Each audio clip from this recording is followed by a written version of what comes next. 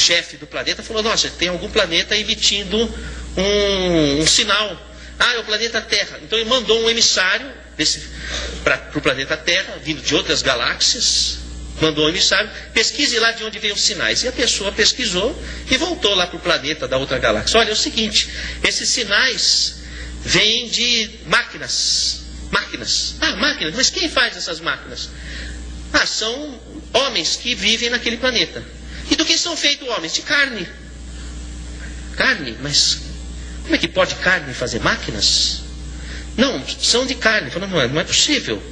Porque carne, não é possível que carne pense. Não, são feitos de carne. Não, você deve estar enganado. Deve ser como aqui os nossos habitantes, que tem uma parte de carne e uma parte de carbono quântico. Então é possível de alguma forma. Não, é tudo carne. Mas que parte? Não, eles devem ter uma parte que pensa. Não, é o cérebro. Mas é carne também. Não, mas deve ser alguma coisa especial. Não, é carne. Carne que, inclusive, você sabe, carne estraga rápido. Então eles vivem pouco.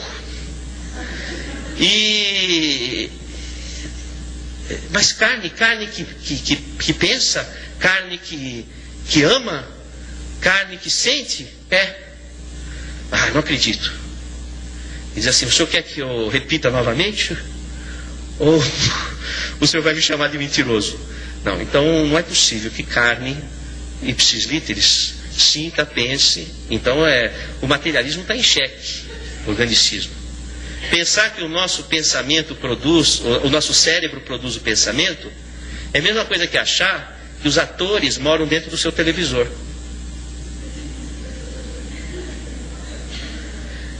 Então, sabe o que os cientistas têm feito? Bom, se lesa que era a área do cérebro, não tem mais aquele comportamento. Então, teu televisor quebrou um botão, já não tem mais a novela. Não existe mais a novela. Então, é um raciocínio muito primário. Hoje em dia, o cérebro tem sido comparado a um computador. De fato, é um computador. Mas não existe um computador que produza o próprio programa. O programa é produzido por um outro ser que se chama programador, que instala o programa no computador. Então, o pensamento, a imaginação, elas não podem nascer de dentro do cérebro. Elas têm que vir de fora do cérebro e ser instalado no cérebro, por lógica formal do raciocínio informático. O Roger Penrose, da Universidade de Oxford, ele vai dizer que o ser humano é um ser biológico, psicológico e espiritual, justamente baseado no teorema de Gödel. Um sistema não é capaz de ostentar autoconsciência, quer dizer, o seu corpo não pode ter autoconsciência. A consciência do seu corpo tem que vir de fora dele. Por uma impossibilidade matemática, o seu corpo não pode produzir a própria consciência. Então a consciência tem que vir de fora. Como diz Machado de Assis, em Memórias Póstumas de Brás Cubas, a mente se debruça sobre o trapézio do cérebro. Então a mente é instalada no cérebro. O cérebro é um instrumento da pessoa, que é o espírito. Então, dentro da ciência formal, e eu procuro raciocinar dentro da ciência formal, existe uma impossibilidade da pessoa ser o próprio corpo. Uma impossibilidade matemática.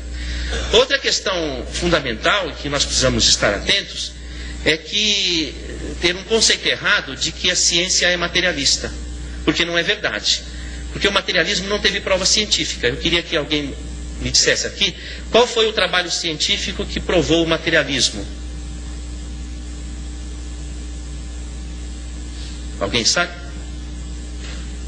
Em qual laboratório foi provado o materialismo? Olha, eu já fiz essa pergunta, estou fazendo aqui na Universidade de Caxias do Sul. Eu já fiz na Universidade de São Paulo, foi o mesmo silêncio. Eu já fiz na maior parte das universidades brasileiras, foi silêncio. Fiz na Universidade de Miami, foi silêncio.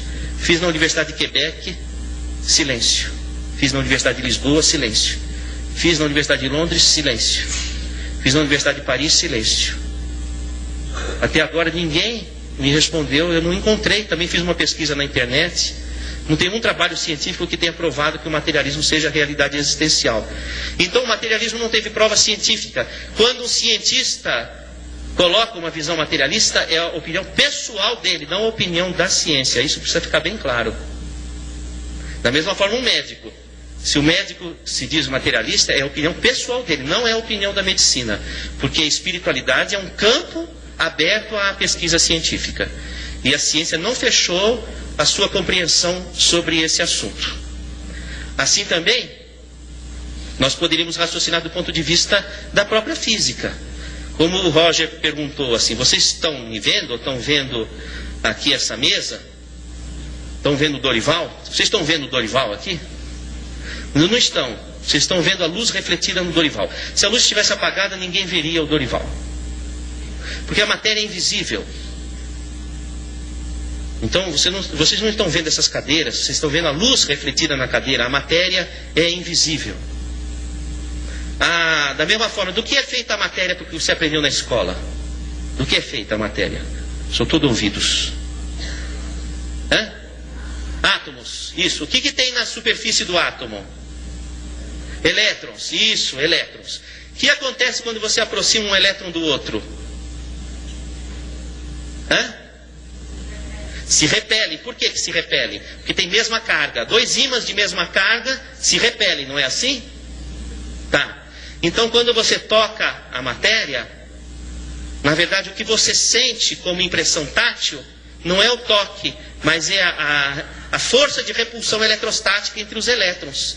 Então, existem elétrons nesse chão aqui, uma camada de elétrons. E eu estou pisando sobre essa camada, flutuando sobre essa camada, porque os meus pés também são de elétrons na superfície. Então há uma repulsão eletrostática. Se fosse possível tocar a matéria, haveria fusão atômica. Seria um aperto de mão, uma explosão, um abraço, uma explosão.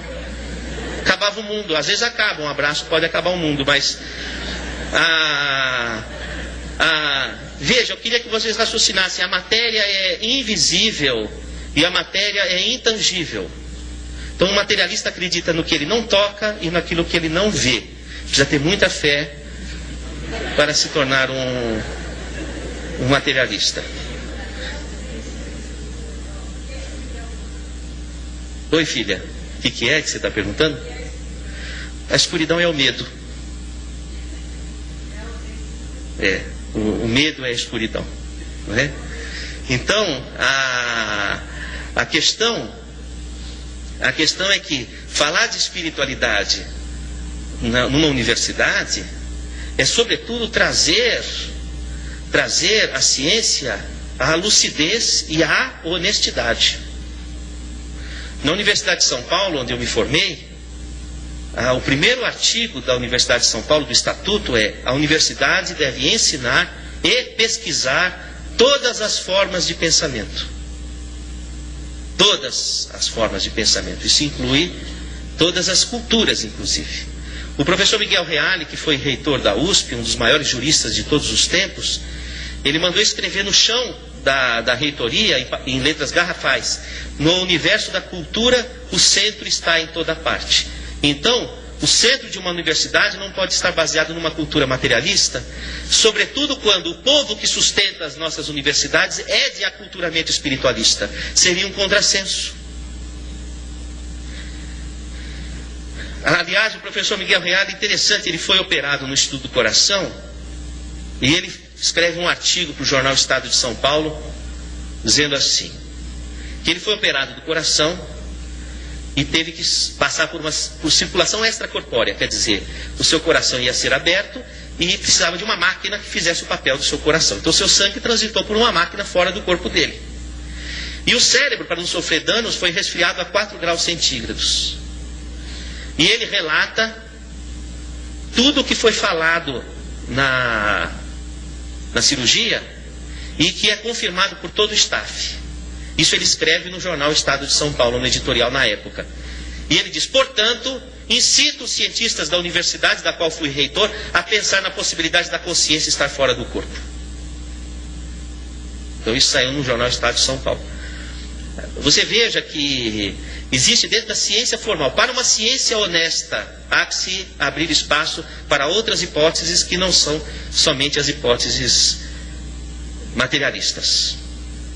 Bom, vamos adiante, por gentileza, pode passar essa, não é? A própria Organização Mundial de Saúde vai colocar que qualidade de vida depende de aspectos biológicos, psicológicos, sociais e espirituais. Então Então, espiritualidade entra oficialmente dentro da medicina como um consenso da Organização